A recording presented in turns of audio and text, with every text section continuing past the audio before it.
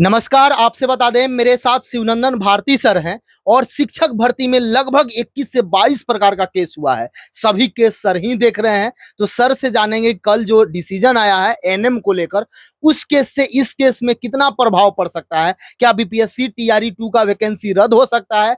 क्या जो आपका रिजल्ट आने वाला था पूरक को लेकर जो केस किए हैं उसका क्या होगा? जो हिंदी हटाया गया था उस पर जो एफआईआर हुआ था उसका क्या होगा? सब कुछ जानेंगे। मेरे साथ शिवनंदन भारती सर हैं और युवाओं के लिए हमेशा आवाज बनते हैं ताकि उनके साथ कोई गलत ना हो। सर, आपका स्वागत है एग्जाम पर। जी बहुत बहुत शुक्रिया आपका भी। सर, शिक्षक भर्ती का पूरा मामला आप देख रहे हैं, कल भी देखे हुए, कल जो डिसीजन आता है कितना प्रभाव डाल सकता है? अब सबसे पहले तो उन तमाम छात्रों को, बहुत दिनों से मैं नहीं आ पा रहा था मीडिया के सामने, तो उन छात्रों का, आपका चूंकि जिम्मेदार चैनल है, आपके माध्यम से वो लोग जानना चाह रहे कि जो मैं पिटिशनर टीआरई 1 में मेरे पास बने थे, तो उन लोगों का जिज्ञासा है कि केस में क्या हो रहा है प्रोग्रेस। तो उन लोगों के लिए जानकारी के लिए मैं बता दूं कि 2-3 कैटेगरी का कैटेगरीज बाय मैंने किया था। जैसे शेड्यूल कास्ट का है, उनकी सुनवाई चल रही है। उसके बाद आपका जनरल है, ईबीसी है, तो ईबीसी को हमने अटैच किया है। एक केस जो है सो विभिन्न तरह से विकलांग का अलग है, तो उसमें से अभी चूंकि वो 2024 की जो सुनवाई का केस था, जो रोस्टर बने थे, ऑनरेबल जस्टिस अंजनी शरण साहब के यहाँ था, तो वो एक रोस्टर तो ये फ्राइडे को सुनते थे 2024 का, अभी से पहले माने आज से पहले जो अपना बनाए थे कि जैसे 2021 में कोई केस हुआ, कोई 2022 का पेंडिंग है, 2023 का पेंडिंग है, तो एक डेट फिक्स कर दिए कि भाई मंडे को हम अलग सुनेंगे। जैसे 2024 का केस है तो इसको हम फ्राइडे को सुनेंगे। तो जितने भी केस थे अभी संग्रह करके उसको एक साथ अटैच करने की प्रक्रिया चल रही है, और जिसमें है तो बीपीएससी से जवाब मांगा जा रहा है। जो विभिन्न बिंदुओं पर अब तो ये हो गया कि इस सब पे सुनवाई शुरू है, चूंकि एक ही सबका कॉज ऑफ एक्शन सेम है कि सप्लीमेंट्री रिजल्ट देना चाहिए, चूंकि सभी लोगों का कट ऑफ मार्क्स जितना था उससे नीचे है, बट क्वालिफाइंग से ऊपर था। एक कैटेगरी हमने ये बनाया है, तो इन लोगों की उम्मीद थी कि कैसे क्या रिजल्ट होगा। तो अभी सुनवाई शुरू हो गई है।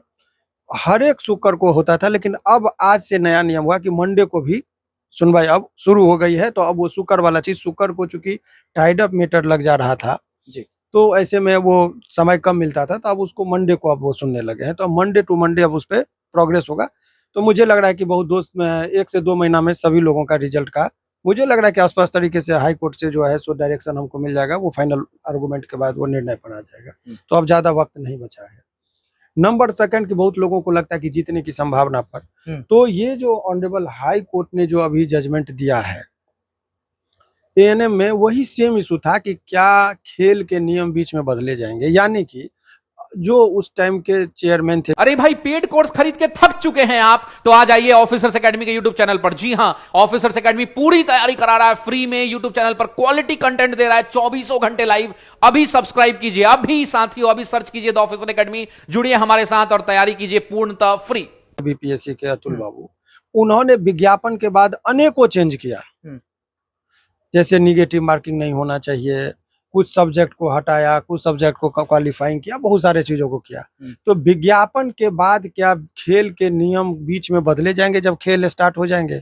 उसी चीज पर ये जो मैं खेल की बात बार बार आप लोगों को कह रहा हूँ, तो उस खेल के संबंध में भी आप अपने दर्शकों को आप चाहिए तो ये तो 50 पेज का जजमेंट है, लेकिन लास्ट में आप इसको देखेंगे कि ये जो कहता है कि 52 पैराग्राफ जो है उसको मैं पढ़ देता हूँ कि the present modification made is definitely A change in the rule Midway. माने कि कोई रूल को जो है सो बीच में जब हो गया था इसको चेंज किए हैं, इसीलिए वो नियम को बोलते हैं कि ऐसा नहीं करना चाहिए था, इसीलिए उसको निरस्त कर दिया गया। इस केस का एएनएम से क्या लेना देना है? एएनएम का अलग मामला है। एएनएम में कहना था कि विज्ञापन दिया कि मार्क्स बेसिस पर हम सिलेक्शन करेंगे, बाद में विज्ञापन के बाद बोला कि नहीं हम कंपटीशन लेके करेंगे। तो बोला कि भाई विज्ञापन जारी करने के बाद ये परिवर्तन आप कैसे कर सकते हैं? तो ये इससे पहले जो था उसमें जजमेंट ऑनरेबल मोहित साहब जो जस्टिस हैं, उन्होंने कहा कि ये चेंज नहीं कर सकते। तो उसी को विरोध में जो है सो राज्य सरकार गई।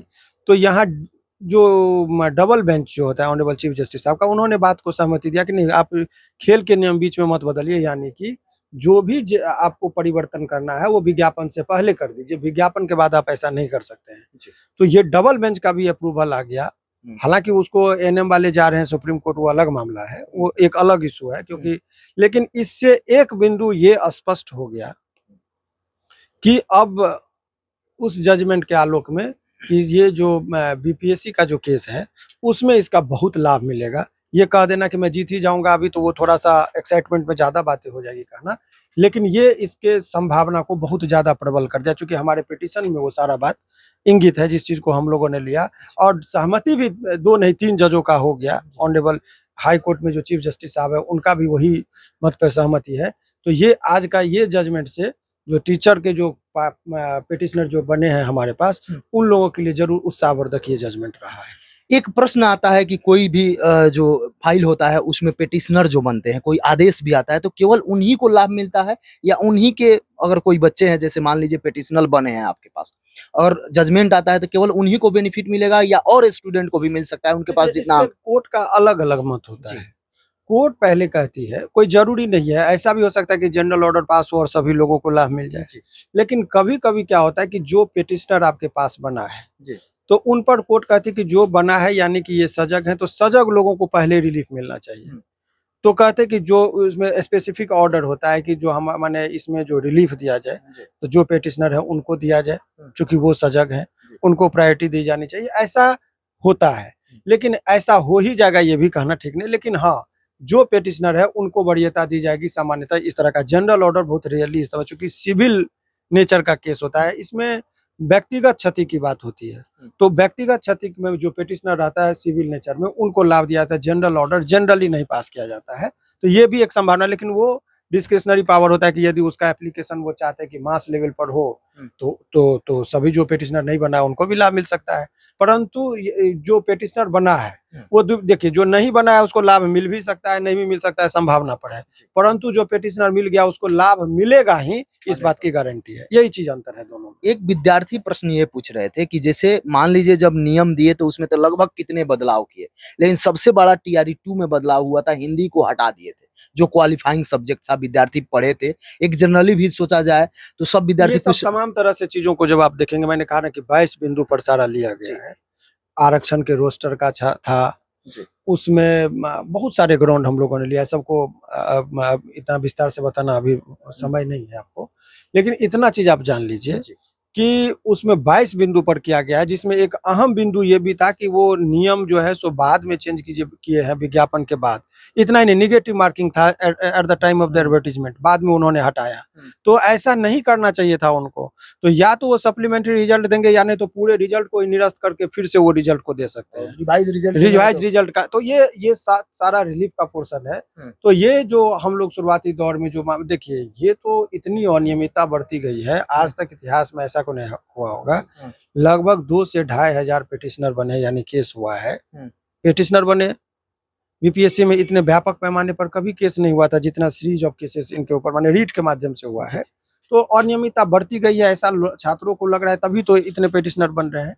तो इसीलिए कोर्ट भी बहुत ही संवेदनशीलता के साथ सारे चीजों को सुनती है, समझती है, और वहां पर जो भी पॉइंट होता है डिस्कस करें। तो ये एक बहुत ही उन छात्रों के लिए जो इनका क्वालिफाइंग से ऊपर मार्क्स है, कट ऑफ से नीचे बट क्वालिफाइंग से ऊपर है, उन छात्रों के लिए ये जरूर उत्साहवर्धक है कि वो अभी उनका केस जीतने के बहुत करीब पहुंच गया है। लास्ट प्रश्न है, कोई विद्यार्थी जो देख रहे हैं उस समय किसी कारण से आपसे नहीं जुड़ पाए या उनके पास नहीं जानकारी हुआ, उनका भी क्वालिफाइंग अंक है, फिर से अगर पिटिशनर बनना चाहते हैं तो बन सकते हैं, अभी समय है। बहुत लोग हमारे पास अप्रोच किए थे, मैंने किसी को नहीं बनाया 2-3 कारणों से, कि अब मेरा कंसंट्रेशन है कि जिन 600 लोगों का पिटिशनर बना है उन लोगों के केस में कोई प्रभावित नहीं हो। तो अब इन लोगों का फ्रेश में करिए तो इनको फिर अटैच करिए, लेकिन इससे पहले कुछ लोग 2-3 लोग बहुत ही क्लोज आ गए, तो उन लोगों का एक पिटिशन हम लोगों ने तैयार किया था, तो जिसको फाइल कुछ का हुआ है, कुछ का 1-2 दिन में, लेकिन चूंकि इस केस को प्रभावित नहीं हो इसलिए मास लेवल पर हम लोग नहीं ले रहे हैं। उनका जो बना है 1-2 लोग, उन लोगों को हमने एडजस्ट कर लिया है ताकि उनको भी, यदि चूंकि बायोसी थी उन लोगों का, तो ये हुआ है, लेकिन बहुत मास लेवल पर अब हम नहीं जोड़ते। आप जो भी शिक्षक भर्ती से जुड़े हुए हैं, पल पल की अपडेट, कोई भी कोर्ट के मामला हो तो शिवनंदन भारती सर से हम हमेशा लेते हैं। तो आप चैनल को सब्सक्राइब कर लीजिएगा। आपके मन में मैं भी ये किसी भी चाहूंगा कि जी। आपके चैनल के माध्यम से हर एक Hearing का। मंडे को जी। आप एक अप टू डेट हमसे लेके दीजिए, ताकि छात्रों को ठीक ठीक ये अवगत हो, चूंकि उनकी जिंदगी का सवाल है। हम चाह रहे कि चूंकि पर्सनल कॉल आते हैं तो उठाना बड़ा मुश्किल होता है जी। मेरे लिए, तो वो तमाम तरह का खबरें आप छात्रों तक पहुंचाइए। हर एक शुक्र को या मंडे को जो भी होता है करेंगे। छात्रों से गुजारिश ये है कि देखिए, यहाँ घटनाक्रम प्रत्येक पल पल नहीं बदलता है कि पल पल आपको न्यूज जाएगा। जी। जब कोई जैसे एएनएम का एक बड़ा परिवर्तन हुआ, चेंज आया, तो सभी लोग को पेपर के माध्यम से पता चल गया। तो जो भी रिजल्ट शिक्षक के संबंध में होगा वो छुपेगा नहीं। अभी तो प्रोसीजरल चीजें हैं, बहस होगा, उधर से जवाब आ रहा है, हम लोग रिप्लाई देंगे, फाइनल आर्गुमेंट में टाइम लगता है।